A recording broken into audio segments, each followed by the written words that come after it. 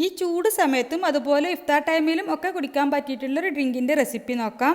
അതിനായിട്ട് 2 ചെറിയ ക്യാരറ്റ് ഒരു സോസ് പാനിലേക്ക് ഇട്ടിട്ടുണ്ട്. ഇതിലേക്ക് 10 ബദാം, 10 അണ്ടിപ്പരിപ്പ്, 2 ഏലക്കായ, 3/4 കപ്പ് വെള്ളവും കൂടി ചേർത്തിട്ട് നന്നായിട്ടൊന്ന് വേവിച്ചെടുക്കാം. എന്നിട്ട് ബദാമിൻ്റെ തൊലിയൊക്കെ ഒന്ന് കളഞ്ഞിട്ട് അരച്ചെടുത്ത് വെക്കാം.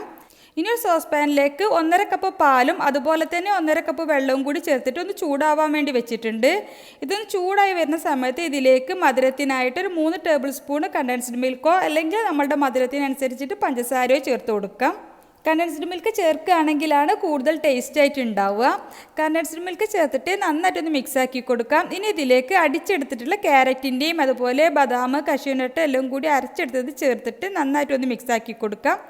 എന്നിട്ട് ഇത് നന്നായിട്ട് തിളപ്പിക്കണം. ഒരുപാട് തിളച്ച് കുറുകി പോകേണ്ട ആവശ്യമില്ല. ലൂസായിട്ടുള്ളൊരു ഡ്രിങ്ക് ആയിട്ടാണ് നമുക്ക് വേണ്ടത്. കുടിച്ചാൽ ദാഹവും ക്ഷീണവും ഒക്കെ മാറും. അടിപൊളിയാണ്. ട്രൈ ചെയ്ത് നോക്കാൻ മറക്കരുത്.